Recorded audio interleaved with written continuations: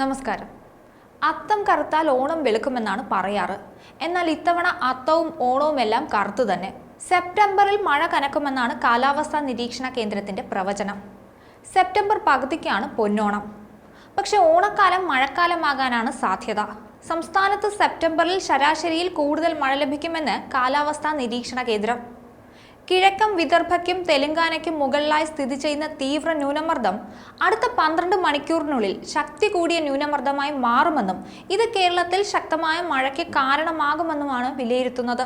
കേരളത്തിൽ അടുത്ത 7 ദിവസം വ്യാപകമായി നേരിയ ഇടത്തരം മഴയ്ക്കും ഒറ്റപ്പെട്ട സ്ഥലങ്ങളിൽ സെപ്റ്റംബർ 4 വരെ ശക്തമായ മഴയ്ക്കും സാധ്യതയുണ്ടെന്ന് മുന്നറിയിപ്പിൽ എടുത്തു പറയുന്നുണ്ട്. ഈ സാഹചര്യത്തിൽ ഇന്ന് ആലപ്പുഴ, കോട്ടയം, എറണാകുളം, തൃശൂർ, മലപ്പുറം, കോഴിക്കോട്, കണ്ണൂർ, കാസർഗോഡ് തുടങ്ങിയ 8 ജില്ലകളിൽ യെല്ലോ അലർട്ട് പ്രഖ്യാപിച്ചിട്ടുണ്ട്. നാളെ കോഴിക്കോട്, കണ്ണൂർ, കാസർഗോഡ് എന്നീ 3 ജില്ലകളിലും യെല്ലോ അലർട്ടാണ്.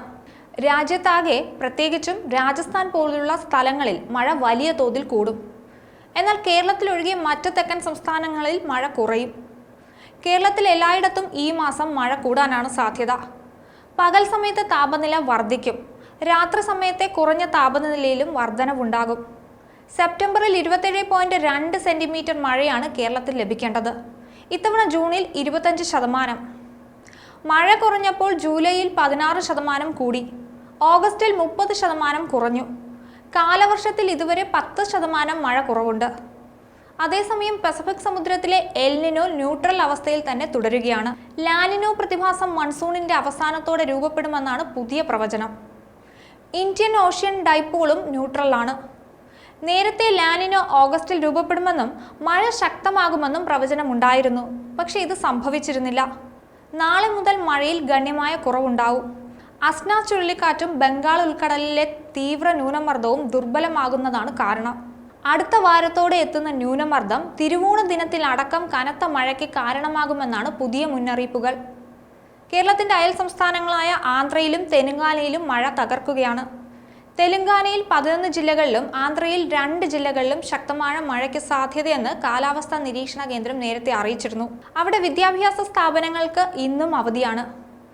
40,000-ഓളം പേരാണ് ദുരിതാശ്വാസ ക്യാമ്പുകളിൽ കഴിയുന്നത്. പ്രളയത്തിൽ താറുമാറായ റെയിൽ റോഡ് ഗതാഗതം പുനഃസ്ഥാപിക്കാനുള്ള ശ്രമങ്ങൾ പുരോഗമിക്കുകയാണ്. ഇരു സംസ്ഥാനങ്ങളിലുമായും വൻ കൃഷിനാശവും റിപ്പോർട്ട് ചെയ്യപ്പെട്ടിട്ടുണ്ട്. NDRFും സംസ്ഥാന ദുരന്ത നിവാരണ സേനയും സൈന്യവും സംയുക്തമായാണ് രക്ഷാപ്രവർത്തനം നടത്തുന്നത്. ലോകം മുഴുവൻ കാലാവസ്ഥാ പ്രശ്നങ്ങൾ നേരിടുകയാണ്. കാലവർഷക്കലി കള്ളക്കർക്കിടകത്തോടു കൂടി തീരേണ്ടതാണ്. പക്ഷേ ഈ വർഷം കണക്കുകളെല്ലാം തെറ്റുന്നു. കാലം തെറ്റി പെയ്യുന്ന മഴ എല്ലാവരെയും ആശങ്കയിലാക്കുന്നു.